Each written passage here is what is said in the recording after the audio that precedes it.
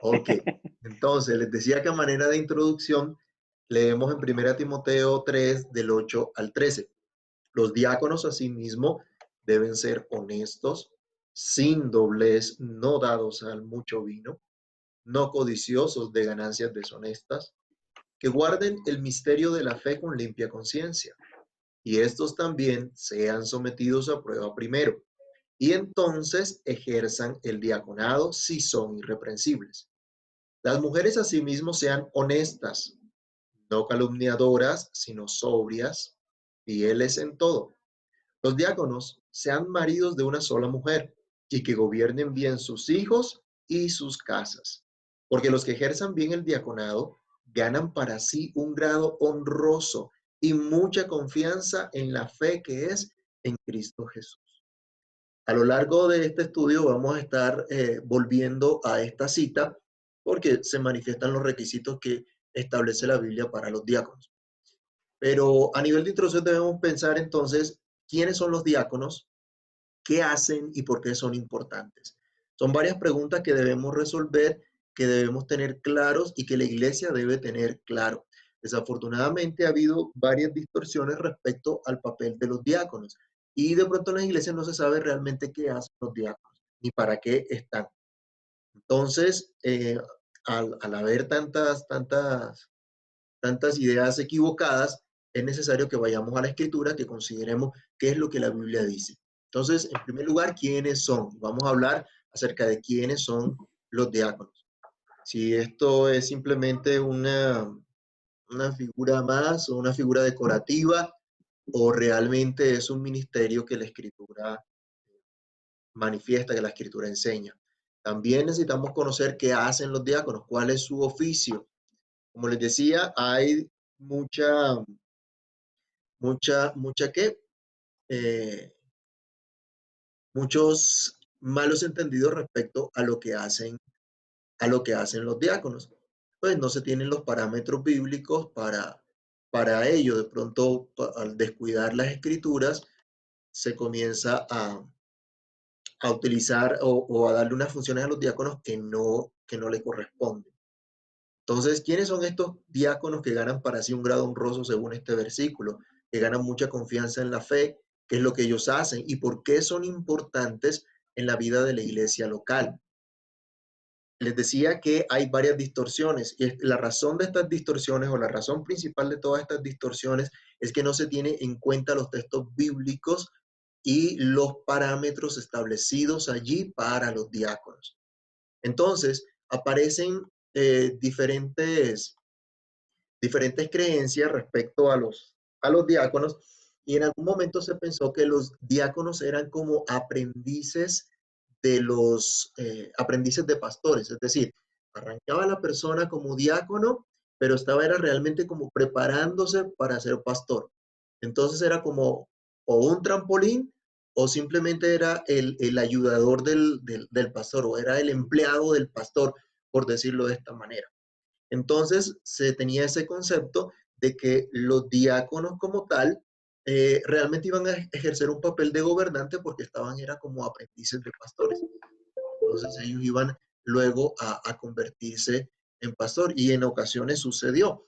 Si no había un pastor, entonces el diácono asumía esa responsabilidad. Y pues no encontramos realmente en la escritura que sea acorde, que sea adecuado a lo que dice la escritura, este, este trabajo como tal. Entonces, no están llamados a ser ni aprendices ni reemplazo de los pastores. También, otra de las distorsiones que ha habido en la iglesia respecto a los diáconos es creer que ellos simplemente están para administrar el edificio de la iglesia. Entonces, son los conserjes, son los que abren, cuidan, arreglan, están pendientes de los edificios, los bienes de la iglesia, tienen ciertos temas administrativos allí, pero eh, si bien podemos hablar que la labor diaconal puede incluir estas actividades o la supervisión de estas actividades, no es su prioridad o no es su foco, no es precisamente el llamado como tal que tienen. Entonces, eso es una percepción equivocada. Asimismo, otra percepción equivocada es que los diáconos hacen casi cualquier cosa. Por eso yo lo coloqué ahí en la diapositiva que están viendo en la pantalla como toderos.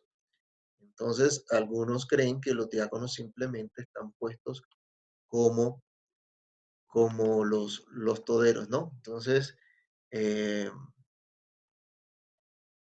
hay que barrer, hay que trapear, hay que eh, rodar las bancas, hay que abrir el edificio, hay que hacer de todo. Entonces, no es el funcionario que trabaja en casi todas las áreas, sino que la Biblia nos muestra, y es lo que vamos a estar estudiando a lo largo de todo este taller, que son ministros de misericordia, que son servidores puestos para ejercer la labor de misericordia como oficiales de la iglesia. Específicamente vamos a mirar cómo tienen un enfoque en los pobres y cómo es un ministerio de compasión hacia el pobre y hacia el necesitado. Básicamente, la labor de los diáconos. De hecho, ellos están puestos a imitar ese ejemplo de nuestro Señor Jesucristo, ese ejemplo de servicio humilde, de servicio devoto a los necesitados. Es lo que encontramos en las escrituras.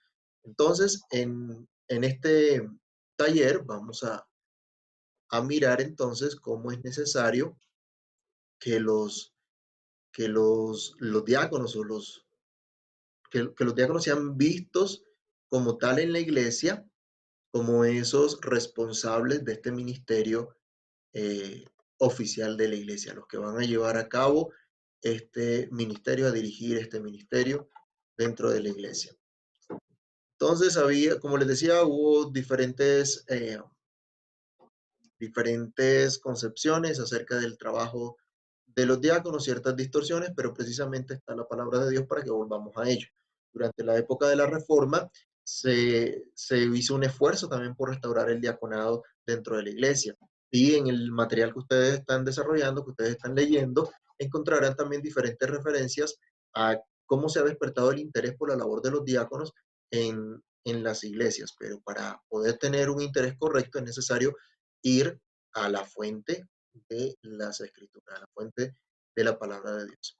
Entonces, por eso es necesario que arranquemos ahora con el primer capítulo que estamos hablando de nuestro libro acerca de las prioridades de los apacentadores. ¿Qué tiene que ver esto con lo que estamos hablando de los diáconos? Lo primero es que la labor diaconal está íntimamente relacionada con el trabajo de los apacentadores o del trabajo de obispos, pastores, ancianos. Vamos a mirarlo. Filipenses capítulo 1, versículo 1. Entonces voy a pedirle a la hermana Naelsi que por favor lo lea.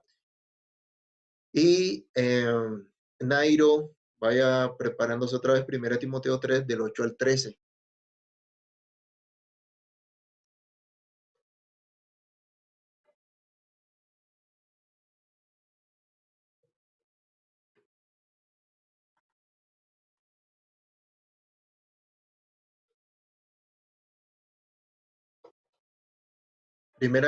Filipenses 1:1 que dice.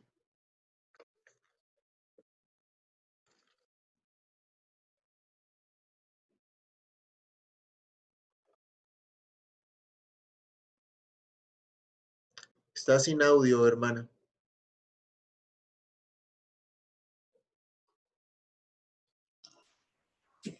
Ya. Saludos. Dice Filipenses 1:1. Pablo y Timoteo, siervos de Jesucristo, a todos los santos en Cristo Jesús que están en Filipos, con los obispos y diáconos. Ok. Entonces, cuando Pablo está refiriendo ese saludo a la iglesia, se habla a los oficiales de la iglesia, y habla de los obispos y de los diáconos. Más adelante vamos a estar conversando acerca de estas dos funciones dentro de la iglesia. Pero miren que aparecen allí juntos. En 1 Timoteo 3, del 8 al 13, bueno, lo vamos a profundizar más adelante. Nairo, ¿ya lo tiene? Sí, ahí dice que los diáconos asimismo deben ser honestos, sin doblez, no dados a mucho vino, no codiciosos de ganancias deshonestas. Ajá, pero ¿en qué contexto estaba esos requisitos de los diáconos? ¿Cómo arranca 1 Timoteo 3?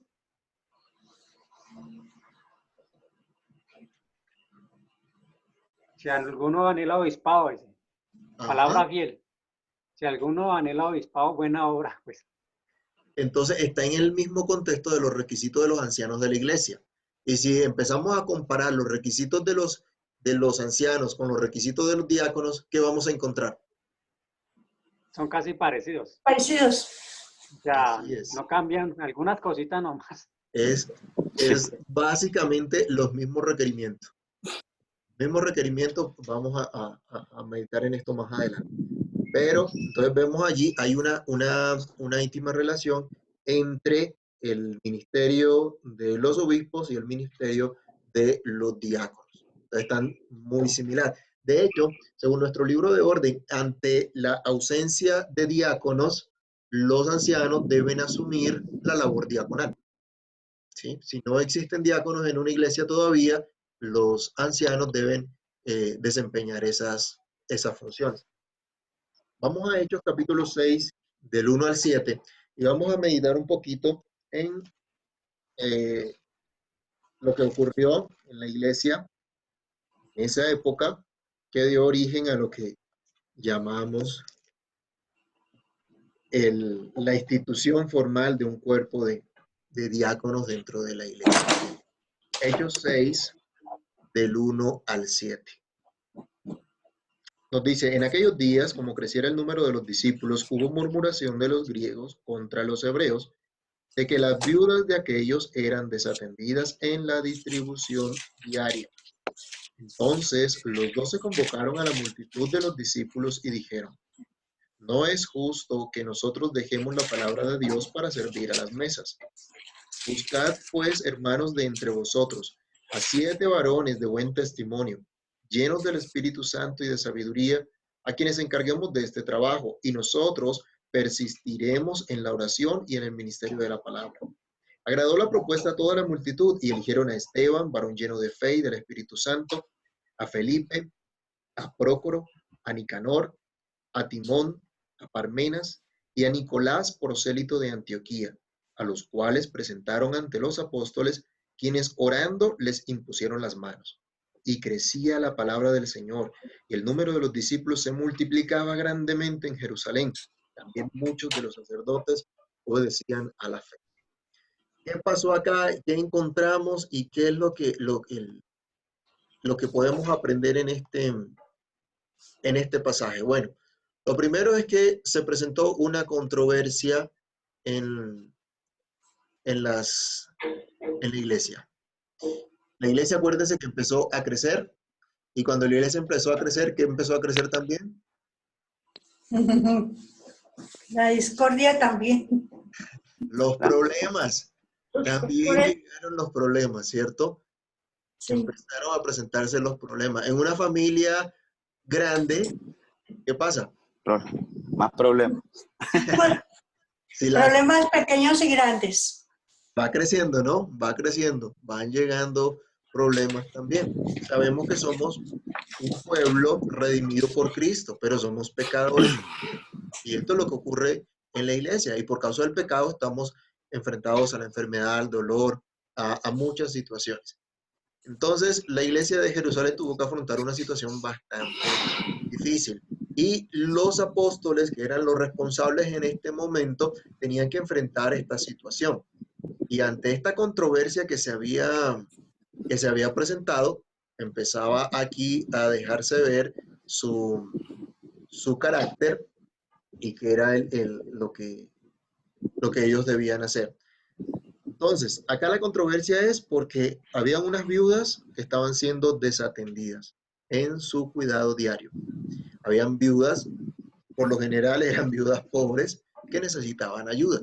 ¿Qué ocurría? En la iglesia en Jerusalén entonces había gente que era nativa de la tierra, de esa región, pero habían otros que habían venido de otras naciones. que eran griegos, que eran helenos, que no pertenecían como tal digamos, a esa tierra por nacimiento. Y entonces dice, hubo una discordia porque no eran cuidadas igual que los otros. Había de pronto cierta preferencia o cierto descuido en todo esto. Pero imagínense con esa congregación tan grande que ya había crecido bastante y los apóstoles estaban organizados, ya ellos habían aprendido a organizarse de una manera para ayudar. Tanto es así que encontramos nosotros que ellos estaban al cuidado realmente de toda la iglesia. Miremos unos ejemplos. Hechos capítulo 4, versículos 34 al 37. Alexis, ayúdame con la lectura. Y Nairo, Hechos 5, 16. Hechos 4. 34 al 37.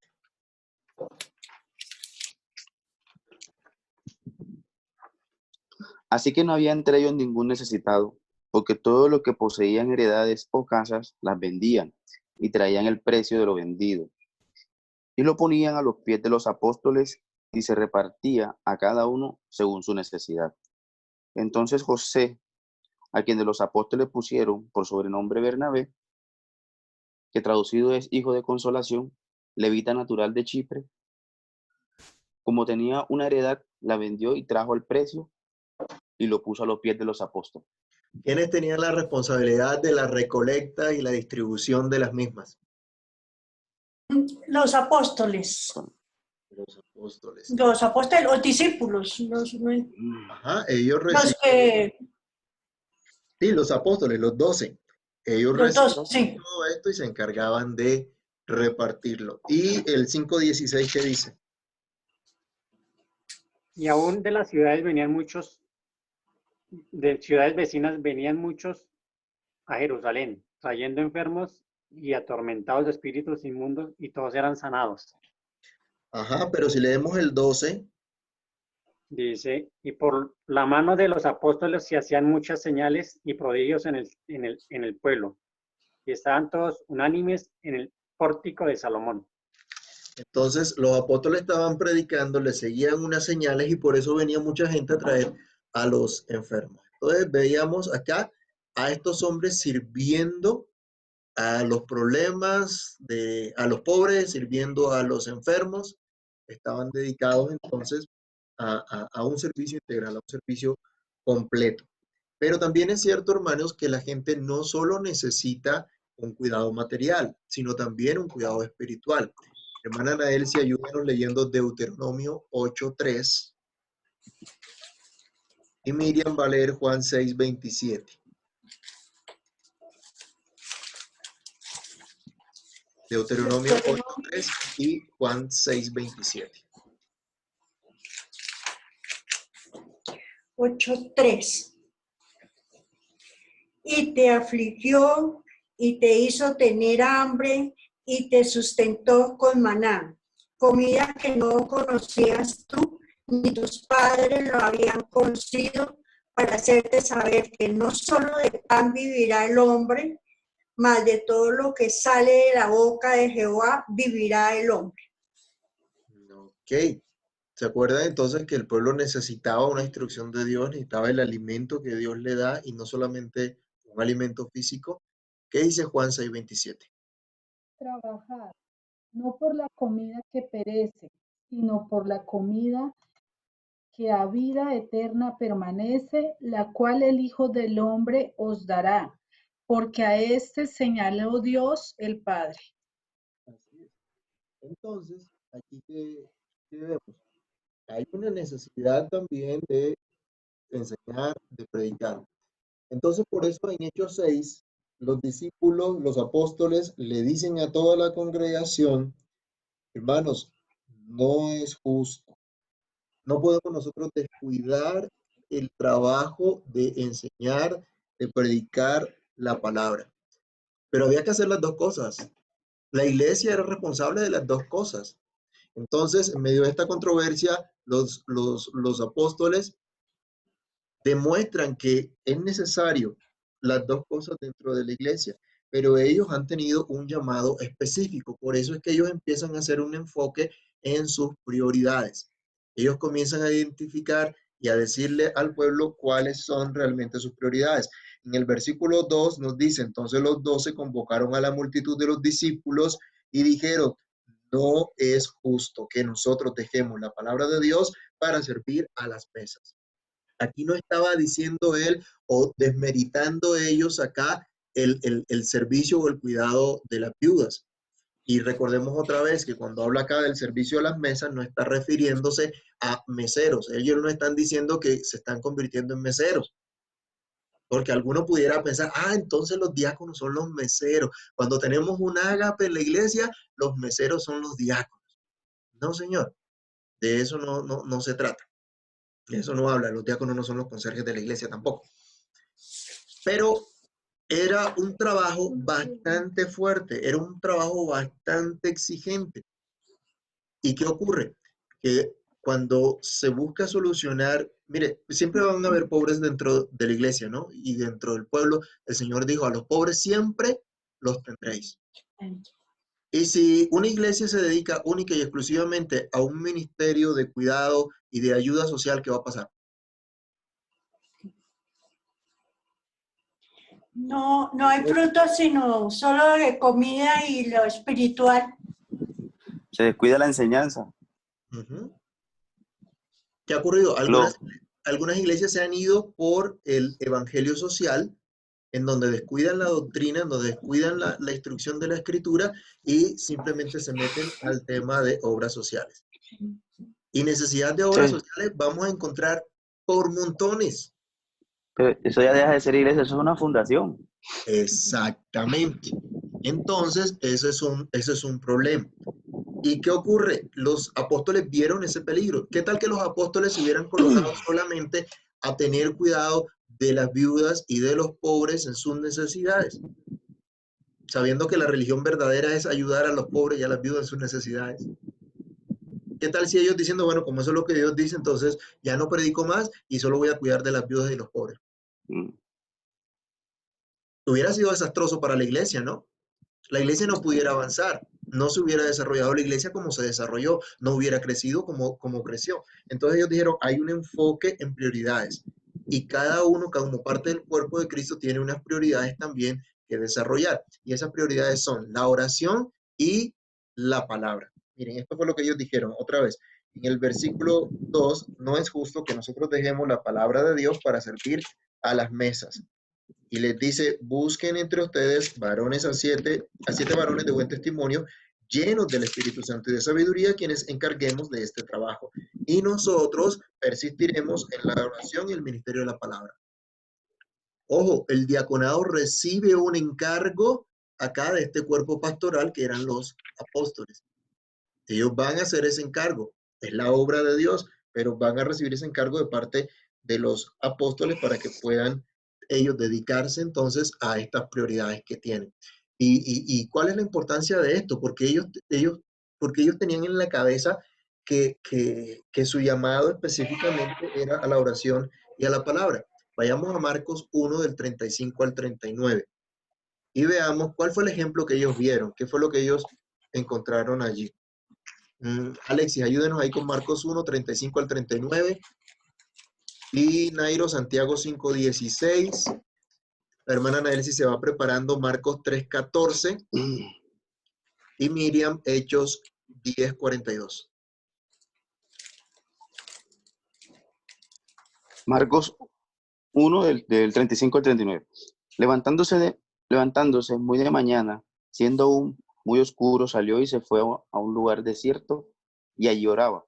Y le buscó Simón y lo que con él estaba. Y hallándole, le dijeron, todos te buscan. Y él les dijo, vamos a los lugares vecinos para que predique también allí, porque para esto he venido. Y predicaba en las sinagogas de ellos en toda Galilea y echaba fuera a los demonios. Entonces, a Cristo lo querían hacer en un solo lugar y él dijo, no, yo vine fue a predicar. Yo vine fue a enseñar. La gente quería que él se quedara con ellos, sanando a todos los enfermos. Imagínense que uno tenga médico gratis en la casa, ¿no? O sea, para todas las necesidades. Pero él dijo, yo vine fue a predicar y a enseñar. Vieron el ejemplo del mismo Señor. Santiago 5:16. 5:16 dice, confesad nuestras ofensas unos a otros y orad unos por otros, para que seáis sanados, y la oración eficaz del justo puede mucho. Ellos vieron a Cristo orando y aprendieron esto también. La oración eficaz del justo puede mucho. Todos tenemos que orar, todos estamos llamados a la oración. Y material sobre la oración tenemos. De hecho, nosotros hicimos un curso sobre la oración, ¿no? ¿Se acuerdan que fue el primer curso de cita que hicimos? Precisamente sobre la oración. Y el llamado acá es, bueno, los ancianos de la iglesia deben dedicarse de una manera especial a la oración. Toda la iglesia debe orar, pero estos en especial deben dedicarse a ello, porque resulta que es la obra de Dios, están cuidando precisamente la grey de Dios y necesitan la dirección de Dios en todo momento para ello. Y les decía, debemos dedicarnos a la oración y a la palabra de Dios, a la predicación y a la enseñanza. Marcos 3:14. Y estableció a 12 para que estuviesen con él y para enviarlos a predicar. Ajá. Entonces, ellos tenían muy claro el llamado. ¿A qué los llamó Dios? ¿Qué tenían que hacer? ¿A qué los puso el Señor? Y en Hechos 10:42, ¿qué se nos dice? Nos mandó que predicásemos al pueblo y testificásemos que Él es que Él es el que Dios ha puesto por juez de vivos y muertos. Entonces, ellos tenían claramente identificadas sus prioridades. Y también nosotros debemos reconocer, hermanos, que estas prioridades que tienen los ancianos de la iglesia siempre van a ser atacadas de diferentes maneras, de diferentes formas, siempre van a ser atacadas. Porque ¿qué ocurre si los ancianos no estudian la escritura, si no preparan bien las enseñanzas, si no están delante de la presencia del Señor en oración? ¿Cómo va a ser ese ministerio? ¿Cómo se va a desarrollar ese ministerio? No va a lograr realmente sus objetivos. Nada, se desenfoca totalmente. Así es. Eso es lo que va a pasar. Entonces la iglesia Sí, debe, la y va a iglesia, dar oportunidad para que entren falsos maestros. exacto. La iglesia necesita entonces comprender que cada uno de los miembros del cuerpo tienen una función específica y que los ancianos como tal tienen estas prioridades y deben enfocarse en estas prioridades. Samuel le decía al pueblo cuando el pueblo eligió rey y pecaron contra Dios, él decía que Dios me guarde de dejar de estar orando por ustedes y de enseñarles el buen camino. Eso es lo que tienen que hacer los ancianos. A eso están llamados. Entonces, ¿qué ocurre cuando se enfoca en las prioridades correctas? Y miren, hermanos, esto aplica no solo para el desarrollo del ministerio de la iglesia como tal, incluso en nuestra familia, ¿no? Incluso en nuestro trabajo. Si tenemos unas prioridades correctas, ¿qué va a pasar? No vamos a estar apagando incendios. No vamos a estar corriendo por lo que, ay, que se me presentó esto urgente y nos las pasamos apagando incendios. Si hay prioridades, si nos enfocamos en prioridades, vamos a hacer bien nuestro trabajo. ¿Qué ocurrió? Dice el versículo 7, después que ellos dijeron esto, la gente entendió, recibió esta palabra, dice, y crecía la palabra del Señor. Y el número de los discípulos se multiplicaba grandemente en Jerusalén. Atendieron las prioridades y ¿qué pasó? Siguió creciendo la iglesia. Y yo creo que el deseo de todos nosotros también como iglesia local es que crezcamos, ¿cierto? Que crezcamos integralmente y eso le pedimos al Señor, que crezcamos espiritualmente, pero que también crezcamos en número, que otras personas lleguen a conocer el Evangelio. No tenemos sueños de grandeza, de mega iglesia, pero sí debemos proclamar el Evangelio y que otras personas conozcan al Señor. Y debemos aprovechar toda oportunidad que tengamos para predicar el Evangelio. Nos alegramos con estas nuevas familias que están empezando a unirse, ¿no? Por lo menos por el medio de Zoom. Quiera Dios afirmarlo y que el día que ya podamos reunirnos presencialmente, lo puedan hacer ellos también y permanezcan. Pero eso es lo que debemos buscar. Entonces, ¿qué ocurre? Vamos a tener entonces ese crecimiento. Y vamos a pasar rápidamente, ya creo que me cogí un poquito más del tiempo por capítulo, pero respecto a la selección de los ministros de misericordia. Entonces vamos a mirar este cuadro que les coloqué acá y vamos a mirar algunas citas solamente. hermana Naelsi, ayúdenos leyendo Hechos 2, 44 al 45. Y Miriam, Juan 5, del 12 al 13. Cuando hablamos de los ministros de misericordia, debemos entender en qué contexto van a desarrollar ellos su ministerio. Y este contexto precisamente es el de una comunidad de amor. Esto es la iglesia, una comunidad de amor. Y vemos el ejemplo. En Hechos vemos a una comunidad definitivamente llena de amor los unos por los otros. Es Hechos 2, 44 y 45. Todos los que habían creído estaban juntos y tenían en común todas las cosas, y vendían sus propiedades y sus bienes y los repartían a todos según la necesidad de cada uno. Ok, ¿no les parece un acto de amor eso? Que para que no haya necesidad, el que Uy, tenía además decía, bueno, vamos a vender esto y vamos a ayudar al hermano. Ese es el contexto, ¿no? En lo que estaba ocurriendo. No quería decir que se arruinaban para ayudar a los otros, pero buscaban que toda la comunidad pudiera tener lo necesario. ¿Y qué dice Juan 5, 12 al 13? ¿Cuál fue el ejemplo del Señor Jesús? Sucedió que estando él en una de las ciudades, se presentó un hombre. Juan, está leyendo Lucas. Ay, perdón. Juan 5, del 12 al 13.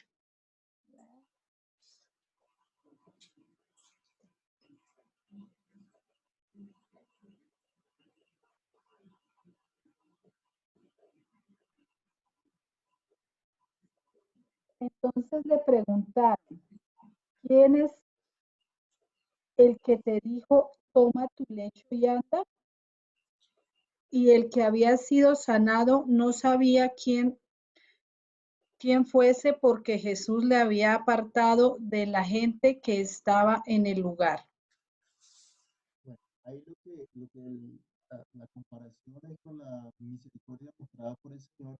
Esa misericordia la mostraba también esta comunidad de amor, así como los apóstoles hacían grandes señales que manifestaban esa misericordia de Dios sanando a los enfermos, recordaba lo que Cristo había hecho por ellos. Entonces, en ese contexto de una comunidad de amor, los diáconos están llamados a ministrar esa misericordia de Dios. Entonces, vemos los oficiales de la iglesia, tanto los obispos como los diáconos, como ministros de la palabra y ministros de obra. Alexis, por favor, Romanos 5, 15, 18. Romanos 15, 18. Y Nairo se va preparando 1 Corintios 16, 15.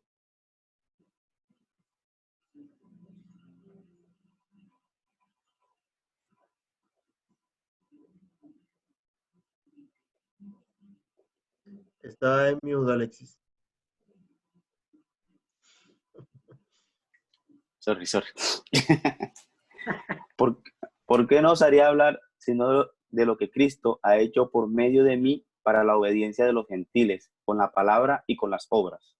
Ajá, con la palabra y con las obras, con los hechos poderosos que como apóstol tenía, pero también enseñando, instruyendo, capacitando a la gente, mostrando esa misericordia de Dios. Y hay otras citas que pues, no nos alcanza ahorita el tiempo, pero en Colosenses 3:17, Hechos 6, 4 y 2, 1 de Pedro 4:11, se nos habla, cada uno tiene dones que debe poner al servicio de otros. Entonces, predicando la palabra de Dios y manifestando esas obras. Pero veamos unos ejemplos de estas obras y de personas que desarrollaban estas labores. 1 Corintios 16, 15. Hermano, ya sabéis que la familia de Estefanas en las provincias de Acaya y que ellos se han dedicado al servicio de los santos. Una familia dedicada al servicio de los santos. Una familia sirviendo, apoyando. En la iglesia se necesitan administradores, ayudadores, ministros de misericordia, donantes, cada uno con sus dones, apoyando, sirviendo, ayudando, para que la iglesia sea fortalecida, para manifestar el amor, la misericordia de Dios. Pero leamos también, hermana Naelsi, por favor, 2 Timoteo 1, del 16 al 18, Miriam Romanos 16, 1. El 603. Segunda Timoteo 1, del 16 al 18.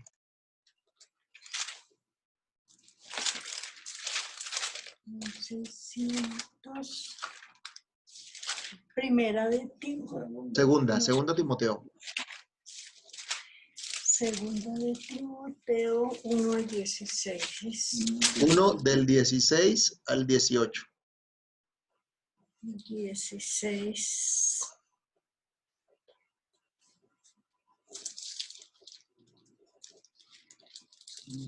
Capítulo 1, Capítulo 1, sí. versículo 16. 18.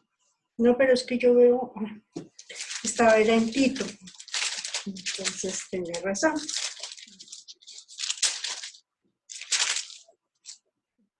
(16 al 18). Tenga el Señor misericordia de la casa de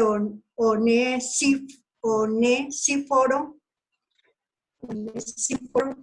porque muchas veces me conforto y no se avergonzó de mis cadenas, sino que cuando estuvo en Roma me buscó solícitamente y me halló. Concédele el Señor que haya misericordia cerca del Señor en aquel día. Y cuanto nos ayudó en Efeso, tú lo sabes mejor.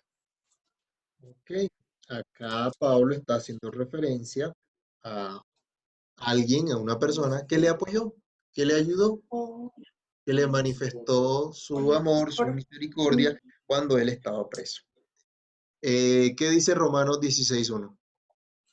Os recomiendo además nuestra hermana Febe, la cual es diaconisa de la iglesia en Cencrea.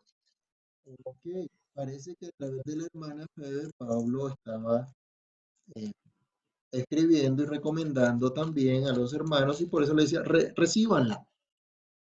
Y dice, ella ha servido en la iglesia. Ahora, ¿quiere decir esto que las hermanas ostentan el título de diaconisa como oficial dentro de la iglesia? No, es el único versículo que nos habla de una hermana como diaconisa. Pero acuérdense que el término, igual lo vamos a mirar más adelante, está hablando precisamente de servicio, de ayudar al otro. Y eso es lo que estaba haciendo esta hermana, se distinguía por estar ayudando a otros. Si bien los oficiales dentro de la iglesia, los varones como oficiales ejercen el diaconado, esto no lo hacen ellos solos, sino que toda la iglesia está ayudando. Ellos serían los coordinadores, o son los coordinadores de este trabajo, pero toda la iglesia, hombres y mujeres, están apoyando ese trabajo, sirviendo en ese trabajo. Y Filemón, capítulo 1, versículos 10 al 13 nos dice, te ruego por mi hijo Onésimo, a quien engendré en mis prisiones, el cual en otro tiempo te fue inútil, pero ahora a ti y a mí nos es útil, el cual vuelvo a enviarte, tú pues recíbele como a mí mismo. Yo quisiera retenerle conmigo para que en lugar tuyo me sirviese en mis prisiones por el evangelio. Está devolviendo acá un esclavo a su amo y le dice, él me ha servido y está intercediendo por él ante su amo. Entonces, hay varios ejemplos en la escritura de personas sirviendo de una u otra manera. ¿Se acuerdan también, por ejemplo, de Aquila y Priscila, que ayudaron en el ministerio de Pablo, que ayudaron en el ministerio de otro hombre poderoso en las escrituras? ¿Se acuerdan cómo se llamaba ese hombre?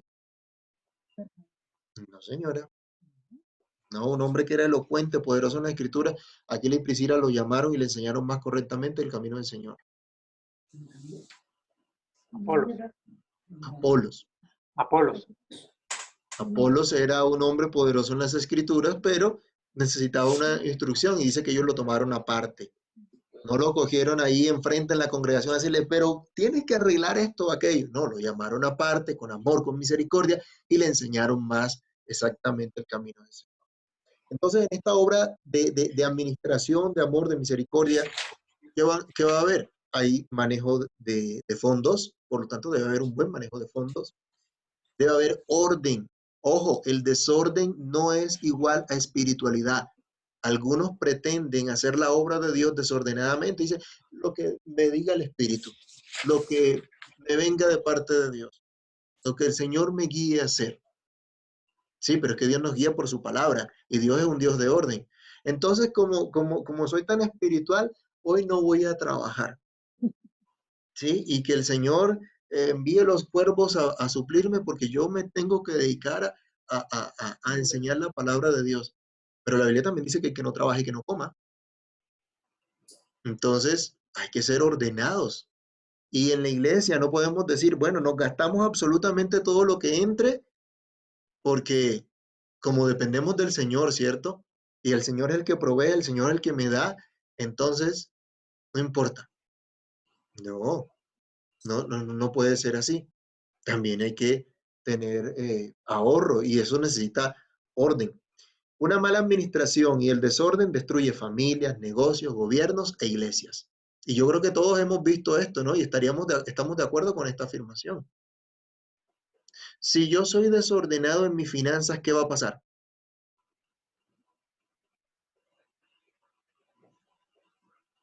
Me voy a arruinar. Completo. Se acaba el hogar. Sí.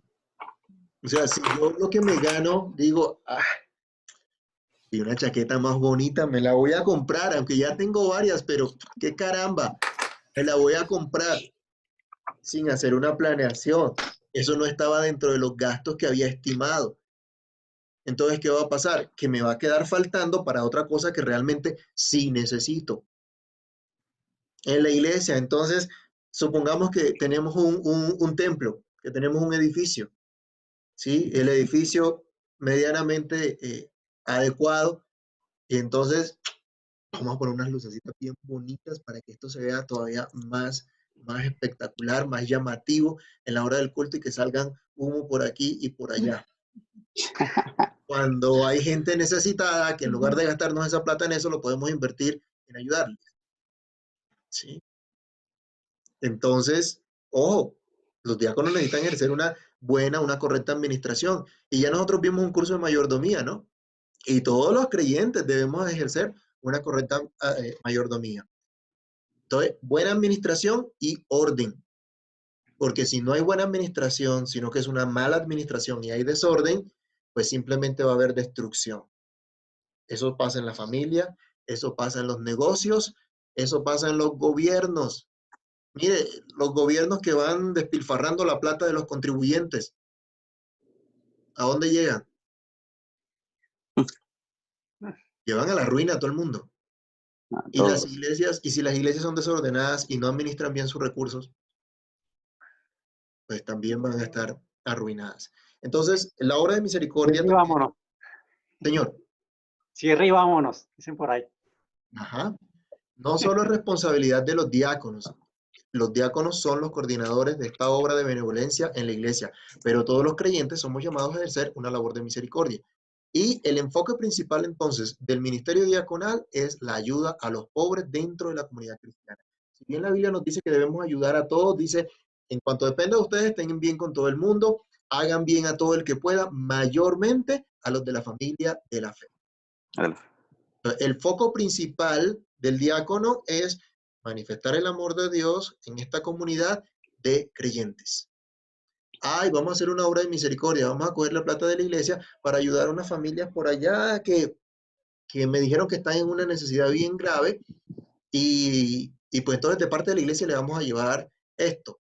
Hay que tener cuidado, hay que evaluar eso primero. Ya atendimos las necesidades de los hermanos de la iglesia que son pobres también. Si ya lo hicimos, ok, entonces podemos pensar en mirar hacia otro lado también, pero son prioridades. Es como, por ejemplo, usted primero tiene que ayudar a su casa, ¿cierto? A su familia. Nairo no puede coger la plata de su trabajo e irse a ayudar a otras familias si no ha atendido primero las necesidades de su propia cosa, de su propia casa. Es el orden, es lo que debemos hacer. Y el último capítulo Acá me excedí un poquito, perdón, porque creo que ya se me está acabando hasta el tiempo del taller, como lo habíamos programado. Lo último es el reconocimiento oficial. Lo vemos en Hechos también del 5 al 6. ¿Qué fue lo que pasó en Hechos? ¿Qué fue lo que vimos? ¿O cuáles son los aspectos que vimos allí? Lo voy a pasar rápidamente porque el hermano Nairo también lo va a tocar en su presentación más adelante. Hubo un involucramiento congregacional. Esto implica que los apóstoles entendían que la iglesia también tenía el Espíritu Santo. Ellos tenían la autoridad para colocar de pronto a los que ellos consideraran pertinentes, pero no lo hicieron así. Ellos dijeron, el Espíritu de Dios también está en toda la iglesia. Ahora, ellos no eran de un gobierno congregacionalista, ¿no? No vemos esto como tal, pero sí había que considerar la opinión de la iglesia, porque estos diáconos iban a servir a la iglesia. Entonces la iglesia debía reconocer que efectivamente estos eran capaces para ello. Toda la iglesia era responsable de la obra de misericordia, no solamente los apóstoles, porque eran todos un cuerpo. Los apóstoles no eran la iglesia era toda la comunidad. Entonces, era necesario que toda la iglesia pudiera estar involucrada. Pero por otro lado, era un mecanismo también de protección para los apacentadores. Imagínense, la iglesia comenzó a crecer y todo el mundo estaba donando y trayendo las donaciones a los pies de los apóstoles. Y entonces cualquiera lo podía acusar. Cuando uno administra dinero, cualquiera le tiene los ojos encima y dice, tú eres un ladrón. Sí. Y con lo que hemos visto en nuestras iglesias, y si el pastor se dedica a administrar el dinero y los ancianos se dedican a administrar el dinero de los necesitados, ¿cuántas cosas no vendrán? ¿Y cuántos peligros no hay, no? Entonces, Sí. aquí vemos unas cosas claves en este involucramiento congregacional. Entonces, después de eso, cuando ellos llaman a la multitud, nos dice Hechos 5 que ellos llaman a la multitud, ¿qué pasa? La congregación elige a los diáconos con las especificaciones que los apóstoles habían dicho, ¿no? Con el carácter que debían exhibir. Entonces, la congregación hace su elección. Entonces, no se le está imponiendo a la congregación a alguien, sino que ellos mismos lo escogen. Cuando ustedes leen lo que escogieron, acuérdense que, ¿cuál fue la queja? ¿Por dónde empezó la queja? Rápido. Porque no atendían a las esposas de los Descuido. ¿Pero a cuáles viudas? a las viudas de los helenitos, De los de los griegos. Exacto. Y mire que dentro de los diáconos dice que hubo uno que era prosélito de Antioquía. Cuando hablamos de estos prosélitos son griegos. O sea, había representación de la comunidad griega en ese grupo de diáconos.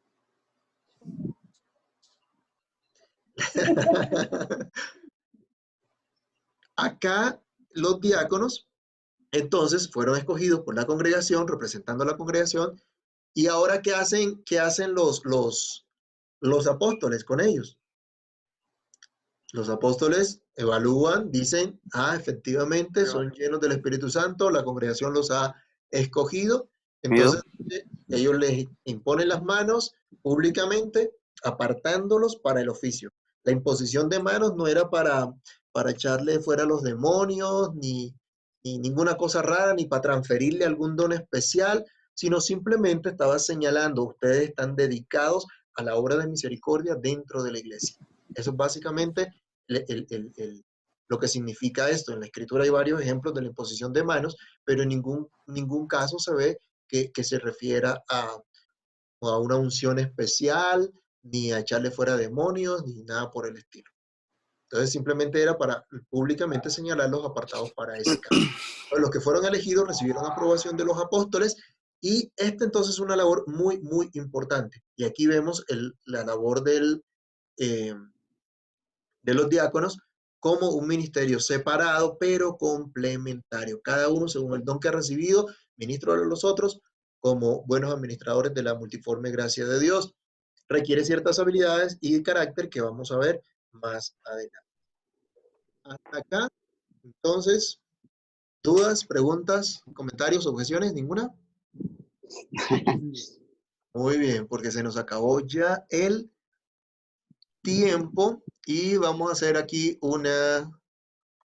a responder unas cuantas preguntillas.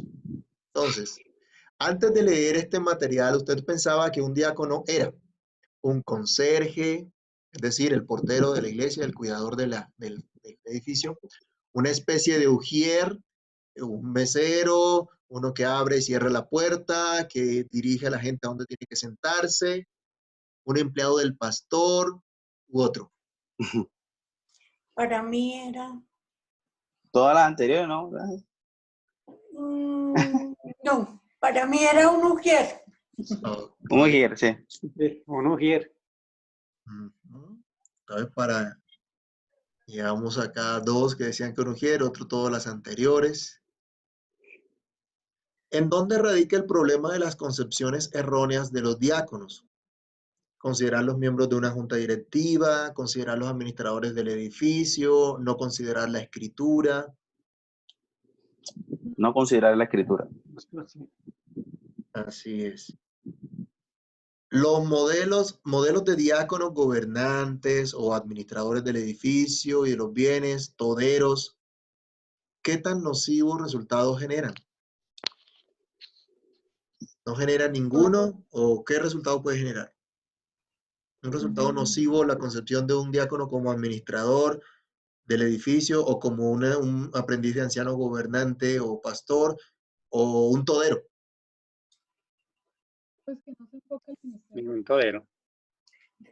Un todero que hace de todo Y termina haciendo nada. Nada. Ok. Entonces, debemos tener cuidado con eso. Vamos a mirar algunas otras preguntas del taller de la lección número 1. Ustedes tienen el otro libro que se llama Guía de Estudio. Y vamos a hacer algunas preguntas sobre esto entonces. Ya, yo no alcancé a leer eso. Si desean ser útiles, si desean ser útiles a Dios, los diáconos necesitan comprender plenamente su identidad y función en el cuerpo de Cristo. ¿De qué forma le ayuda el término griego diakonoi, traducido como diácono, a comprender mejor su labor e identidad? Los que leyeron esa parte, diakonoi, ¿qué es lo que significa? Lo vamos a ver en otra lección, pero... Servir. Ajá. Bueno, ¿cómo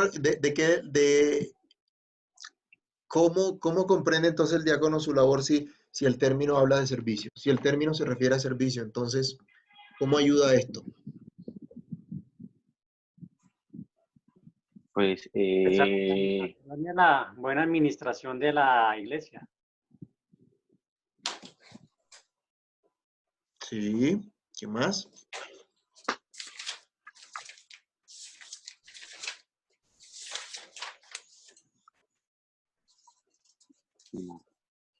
De acuerdo a lo que vimos en Hechos 6, del 1 al 6, ¿cuáles serían las responsabilidades de un diácono?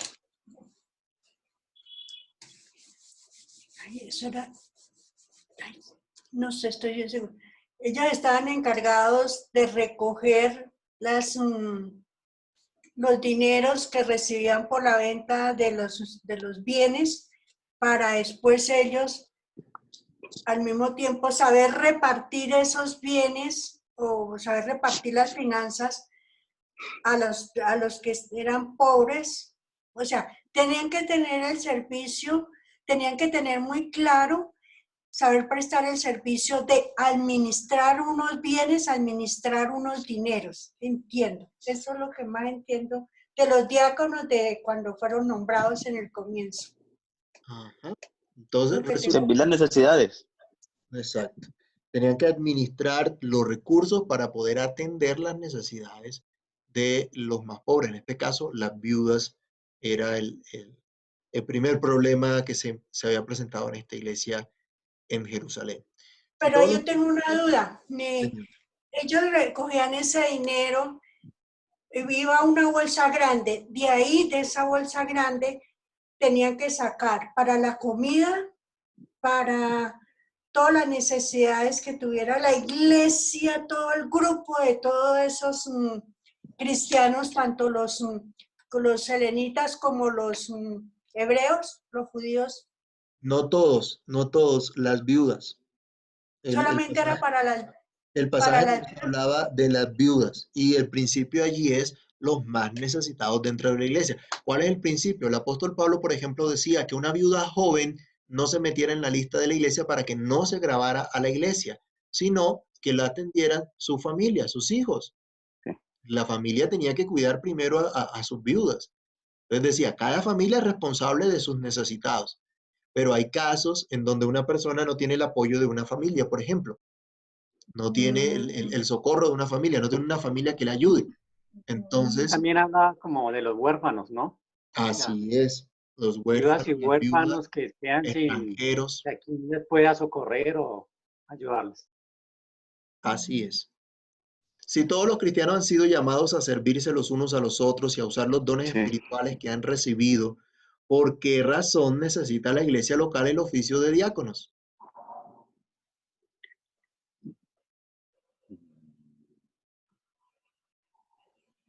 Pues hay tareas, hay tareas específicas, porque no todos pueden hacer de todo.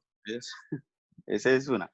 Por ejemplo, un obispo, un anciano que se dedica a todo, pues descuida, o sea, creo que el tiempo no le alcanza para hacer todo. Y hay como, usted lo mencionábamos anteriormente, que cuando pues solo se dedica a este servicio de suplir las necesidades, pues se pueden descuidar otras cosas como la doctrina como tal o como la enseñanza. Entonces, es importante tener esas funciones pues, y esos dones específicos dentro de la iglesia para que se ejerzan y de pronto hay una distribución de esos dones o incluso las cargas de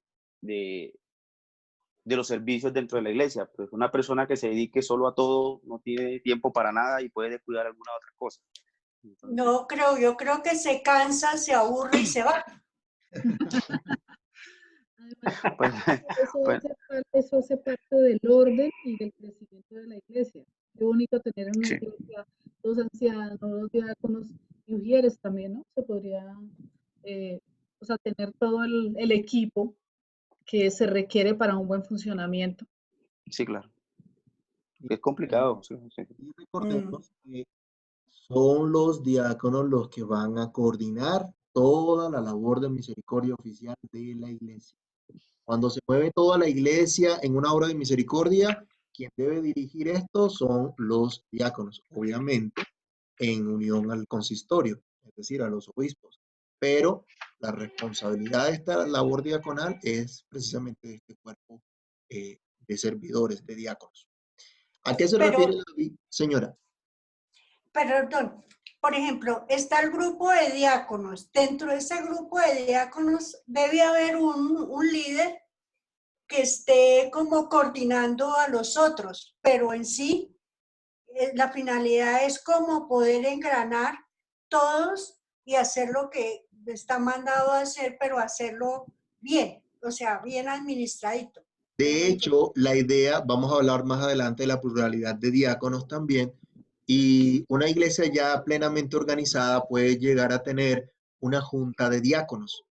Entonces, hay alguien que va a presidir esa junta de diáconos para organizar todo el trabajo que hay que hacer.